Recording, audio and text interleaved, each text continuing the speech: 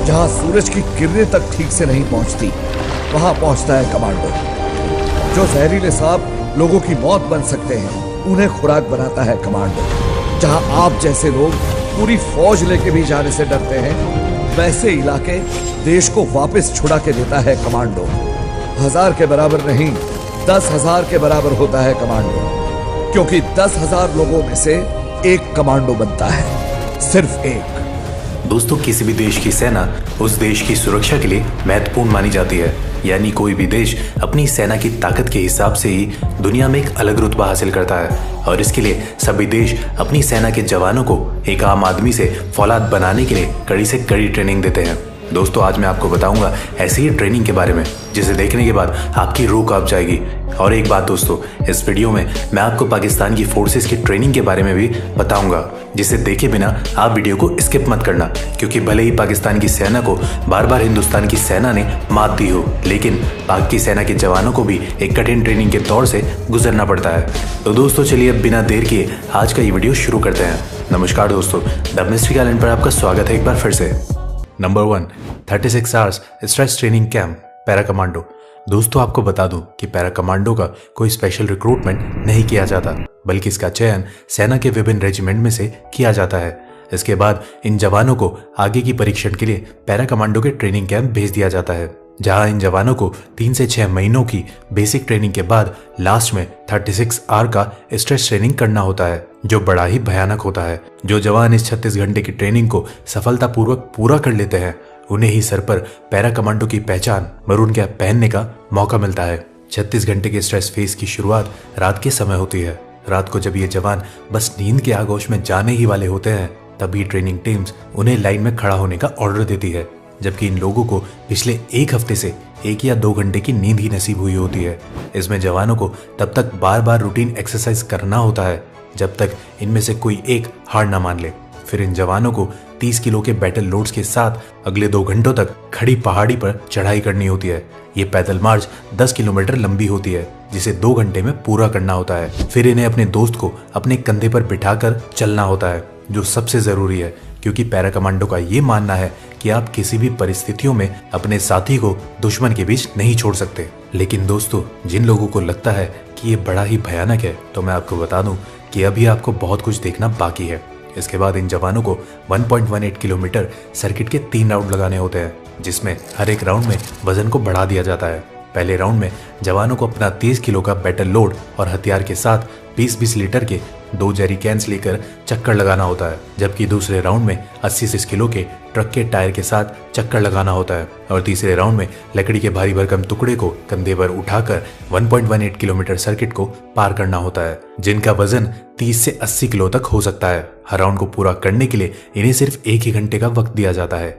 Training के इस हिस्से को वेट शिफ्टिंग कहा जाता है, जिसे पूरा करने के बाद जवानों को 12 फुट गहरे पानी के टैंक में हाथ पैर बांधकर डाल दिया जाता है। इस टैंक का पानी बर्फ से भी ज्यादा ठंडा होता है। टैंक में ट्रेनर इन जवानों को उतनी ही ऑक्सीजन सांस के रूप में लेने देता है, जिससे वो जिंदा रह सके। जवानों को ऐसा परीक्षण इसलिए दिया जाता है ताकि वो मिशन के दौरान एक्सट्रीम स्ट्रेस को झेल सके।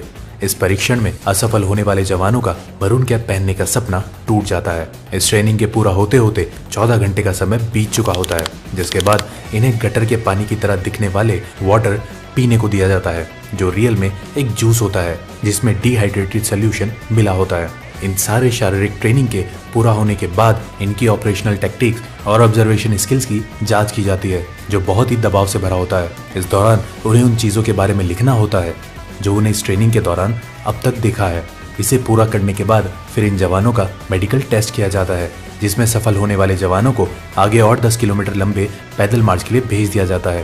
पैदल मार्च पूरा होने के बाद करीब 20 घंटे से भूखे इन जवानों को रूखा सूखा खाना दिया जाता है। खाना खाने के बाद कई जवानों को नींद आने लगती है और कई जवान सो भी जाते हैं, जिस वजह से उन जवानों का मरून कैप पहनने का सपना टूट जाता है। फिर बाकी जवानों को आगे 5 घंटे के लिए जंगल में छोड़ दिया जाता है, जिस दौरान इनके कॉम्बैक्ट स्किल की जांच की जाती है।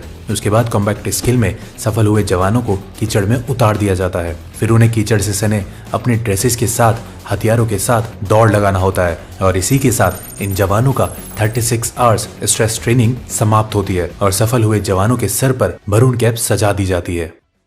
Number 2, People's Liberation Army training camp, China. दूसरे ताकतवर देशों की तरह ड्रैगन यानी चाइना के पीपल लिबरेशन आर्मी के जवानों को भी कठिन ट्रेनिंग के दौर से गुजरना होता है, लेकिन इनकी ट्रेनिंग का एक हिस्सा बाकी देशों से बिल्कुल अलग होता है। चीन के सैनिकों को ट्रेनिंग के दौरान जिंदगी और मौत का खेल खेलना पड़ता है। ट्रेनिंग के दौरान इन सैनिकों को बचपन के गेम पासिंग द पास की तरह जिंदा ग्रेनेड से खेलना पड़ता है। यह खेल तब तक चलता है जब तक आखिरी सैनिक उसे जमीन में फटने से पहले दबा ना दे। तो दोस्तों, क्या कहते हैं इस पागलपन के बारे में?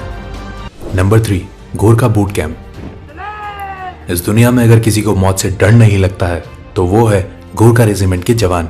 तभी तो भारत के पूर्व सेना अध्यक्ष रहे सैम मॉनिक शाह ने कहा था कि यदि कोई व्यक्ति कहता है कि उसे मरने से डर नहीं लगता तो वह या तो झूठा है या फिर गोरखा है। दोस्तों, इस रेजिमेंट के भरोसे तो अंग्रेजों ने सेकेंड वर्ल्ड वॉर में हिटलर से टक्कर ली थी। अपनी मिट्टी के लिए पलक झपकते ही जान कुर्बान करने को तैयार गोरखा जवानों की भर्ती के लिए हर साल बूट कैंप का आयोजन किया जाता है, जिसमें 10,000 से ज्यादा युवा शामिल होते हैं।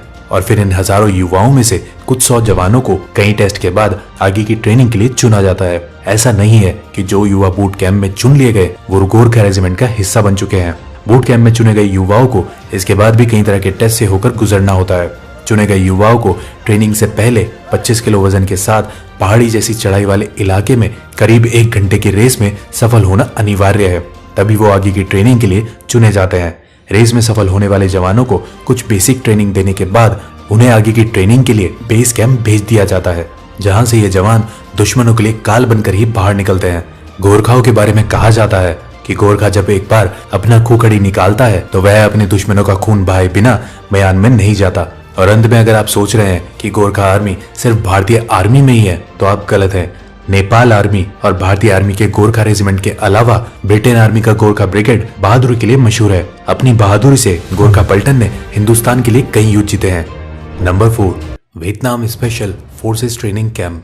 Vietnam special forces People's Army of Vietnam के लिए काम करता है, जिसके जवानों की ट्रेनिंग की शुरुआत इन कांटेदार बारों पर नंगे पांव चलने से होती है। फिर इन जवानों को एक एक कर इन नुकीले बारों पर लिटा दिया जाता है, जिसके ऊपर से बाकी के जवान चलकर उसे पार करते हैं। इस तरह की ट्रेनिंग पूरी होने के बाद इन जवानों को शारीरिक रूप से मजबूत बनाया जाता है, जिसमें इन जवानों के हाथ, पैर, सर और कंधों पर पत्थर रखकर उसे हथौड़े से तोड़ा जाता है। इसके बाद इन जवानों को नुकीले कील पर नंगे पीठ के बल लिटा दिया जाता है। फिर उनकी चेस्ट पर एक बड़ा सा पत्थर रखकर उसे हथौड़े से तोड़ा जाता है। इस ट्रेनिंग के दौरान कई सैनिकों के बैक साइड लहूलुहान भी हो जाते हैं, लेकिन ये उफ तक नहीं करते। ये तो कुछ भी नहीं था, ये देखिए इनके ऊपर किस तरह इन धारदार चाकुओं को ऊपर से गिराया जाता है, लेकिन इनका शरीर इतना सख्त हो चुका है कि ये चाकू भी इनका कुछ नहीं बिगाड़ पाते। जबकि ये चाकू इतने तेज होते हैं कि किसी भी चीज का एक ही वार में 2 टुकड़े कर दे। फिर इन जवानों को ट्रेनिंग के दौरान नंगे पांव शीशों के टुकड़े पर भारी वजन के साथ चलाया जाता है। दोस्तों, अगर इतना कुछ देखकर आपके रोंगटे खड़े हो गए हैं तो मैं आपको बता दूं कि ये तो कुछ भी नहीं था, क्योंकि इसके बाद ही इन जवानों की असली ट्रेनिंग शुरू होती है।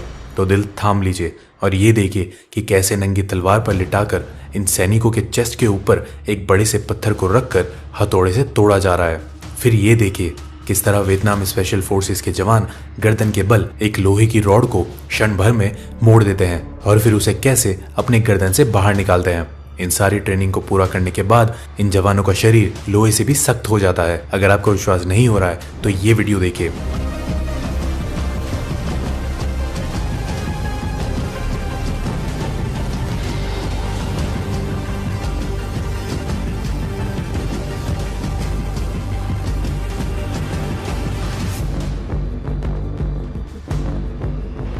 क्यों, अब यकीन हुआ? इसके अलावा वियतनाम स्पेशल फोर्सेस के जवानों को पानी के अंदर, माउंटेन हिल्स और जंगलों में लंबे समय तक सरवाइव करने के लिए कई तरह से प्रशिक्षित भी किया जाता है। फिर इन फौलादों को वियतनाम स्पेशल फोर्सेस में रिक्रूट कर लिया जाता है। Number 5, special service group SSG, Pakistan. वैसे तो पाकिस्तान युद्ध क्षेत्र में हर बार भारत के हाथों पिटता ही रहा है, लेकिन आज हम बात करने वाले हैं पाकिस्तान के स्पेशल सर्विसेज ग्रुप यानी SSG की, जो पाकिस्तान की स्पेशल फोर्स है। दुनिया के बाकी देशों की स्पेशल फोर्स की ट्रेनिंग की तरह ही SSG के जवानों को भी कठिन ट्रेनिंग करनी पड़ती है। ट्रेनिंग की शुरुआत 12 घंटों में 36 मील और 50 मिनट में 5 मील की दौड़ के साथ होती है। फिर इन्हें कई तरह के हथियारों को चलाने की ट्रेनिंग दी जाती है। जब एसएसजी के जवान हथियार चलाने में निपुण हो जाते हैं तो फिर इन्हें जंगलों, पहाड़ों और पानी के अंदर सरवाइव करने की ट्रेनिंग दी जाती है। इन ट्रेनिंग के दौरान इन जवानों को कई दिनों तक भूखा भी रखा जाता है। दोस्तों, अगर आप सोच रहे हैं कि गरीबी के कारण पाकिस्तान के इन जवानों को भूखा रखा जाता है, तो ऐसा नहीं है, बल्कि ये इनकी ट्रेनिंग का हिस्सा होता है ताकि जरूरत पड़ने पर ये भूखे पेट भी अपने दुश्मनों का सामना कर सके। तो दोस्तों, अब तो आप समझ ही गए होंगे कि क्यों देश की सुरक्षा में लगे जवानों का हौसला इतना बुलंद होता है। और अगर हमारी ये वीडियो पसंद आई हो तो ज्यादा से ज्यादा लाइक और शेयर करें। साथ ही अगर अभी तक आपने हमारे चैनल को सब्सक्राइब नहीं किया है तो उसे अभी सब्सक्राइब कर लें। आज की वीडियो में बस इतना ही। अब हमें इजाजत दीजिए। आपका बहुत बहुत शुक्रिया।